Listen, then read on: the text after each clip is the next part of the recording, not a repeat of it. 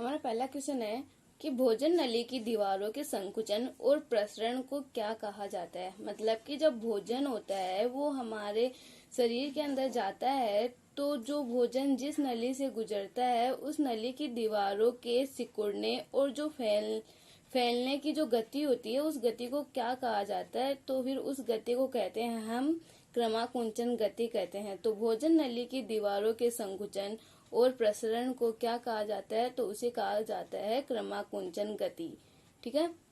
अगला क्वेश्चन है कि भोजन प्राय किसमें पचता है, कि जो फूड का डाइजेशन वो हमारी बॉडी में कहाँ पर होता है, तो वो होता है छोटी आंत के अंदर। ठीक है। तो छोटी आंत के अंदर सबसे ज्यादा डाइजेशन होता है। ठीक है। अगला क्वेश्चन है ड्यूडेनम है वो किसका भाग है। तो सबसे पहले ये देखते हैं कि जो ड्यूडेनम होता है वो कहाँ होता है। तो ड्यूडेनम होता है वो किसका भाग होता है, तो वो भाग होता है छोटी आंत का। ठीक है। छोटी आंत के 3 भाग होते हैं। ठीक है। तो पहला भाग है वो कौन सा है, पहला है ड्यूडेनम, दूसरा है जेजुनम और तीसरा है इलियम। तो छोटी आंत के हैं वो 3 पार्ट होते हैं, इलियम, जेजुनम और ड्यूडेनम। तो जो ड्यूडेनम है वो किसका भाग होता है, तो वह होता है छोटी आंत का। ठीक है। अगला क्वेश्चन है कि जो कोलन है वो किसका भाग है। तो कोलन होता है वो किसका भाग होता है, तो वह भाग होता है बड़ी आंत का। ठीक है। बड़ी आंत के 3 भाग होते हैं, सिकम, कोलन और रेक्टम। ठीक है।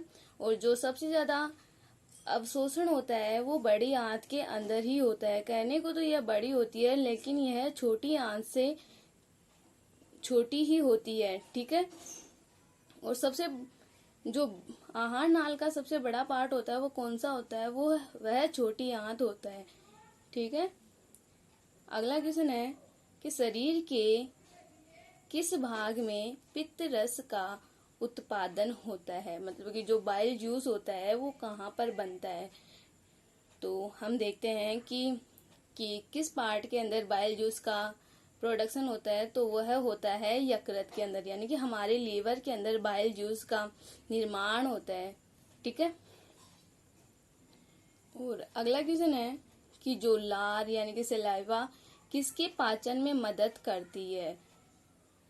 तो लार होता है वो किसके पाचन में मदद करती है, तो वह लार स्टार्च के पाचन में मदद करती है। और लार है वो स्टार्च को किसके अंदर कन्वर्ट कर देती है, लार होती है वो स्टार्च को माल्टोज के अंदर कन्वर्ट कर देती है। और लार के अंदर 2 एंजाइम पाए जाते हैं, टायलिन और एमाइलेज एंजाइम पाए जाते हैं, जो क्या काम करते हैं, जो स्टार्च को माल्टोज के अंदर कन्वर्ट कर देते हैं। ठीक है। अगला क्वेश्चन है आमाशय रस के एक घटक के रूप में स्रावित नहीं होता है। तो पहले ये देखते हैं कि जो आमाशय रस होता है उसके अंदर कौन कौन से ये अम्ल होते हैं। ठीक है। तो हाइड्रोक्लोरिक अम्ल भी पाया जाता है। हाइड्रोक्लोरिक अम्ल का जो फॉर्मूला होता है वो होता है HCl। ठीक है। अगला है सोडियम क्लोराइड। तो सोडियम क्लोराइड जिसे हम साधारण नमक बोलते हैं, NaCl। और अगला है पोटेशियम क्लोराइड। तो पोटेशियम क्लोराइड का फॉर्मूला क्या होता है, KCl। ठीक है। और पहला ऑप्शन है सल्फ्यूरिक अम्ल। तो सल्फ्यूरिक अम्ल का फॉर्मूला क्या होता है, वो होता है H2SO4। तो हम ये देखते हैं कि आमाशय रस के एक घटक के अंदर कौन सा स्रावित नहीं होता है। तो आमाशय के अंदर हाइड्रोक्लोरिक अम्ल भी स्रावित होता है, सोडियम क्लोराइड भी स्रावित होता है और पोटेशियम क्लोराइड भी स्रावित होता है। तो सबसे ज्यादा मात्रा में तो हाइड्रोक्लोरिक अम्ल होता है, लेकिन जो सोडियम क्लोराइड है और जो पोटेशियम क्लोराइड होता है वो थोड़ी बहुत मात्रा के अंदर सिक्रेट होते हैं। ठीक है। तो हाइड्रोक्लोरिक अम्ल भी पाया जाता है, सोडियम क्लोराइड भी पाया जाता है, पोटेशियम क्लोराइड भी पाया जाता है। जो नहीं पाया जाता है वो होता है सल्फ्यूरिक अम्ल। ठीक है। और जो हाइड्रोक्लोरिक अम्ल होता है वो क्या करता है, आमाशय के अंदर कि जो आमाशय का जो मीडियम होता है वो अम्लीय बनाए रखता है। ठीक है। अगला क्वेश्चन है कौन सा हाइड्रेट के पाचन का प्रमुख अंत उत्पाद होता है। मतलब कि कार्बोहाइड्रेट के पाचन के बाद में जो लास्ट में बचता है वो क्या होता है। तो हमारी बॉडी के अंदर जब कार्बोहाइड्रेट का पाचन हो जाता है तो फिर लास्ट में कौन सा प्रोडक्ट बनता है, तो वो बनता है ग्लूकोज। ठीक है। अगला क्वेश्चन है कि भूख लगने पर कोई व्यक्ति सर्वप्रथम उपयोग करता है। मतलब कि सबसे पहले जब व्यक्ति को भूख लगती है तो फिर वो सबसे पहले किसका उपयोग करता है, तो वह उपयोग करता है ग्लाइकोजन का। ठीक है। अगला क्वेश्चन है कि निम्न में से कौन सा सही सुमेलित नहीं है। तो ये देखते हैं कि विटामिन के बारे में देखते हैं हम कि कौन सा सही है और कौन सा सही नहीं है। ठीक है।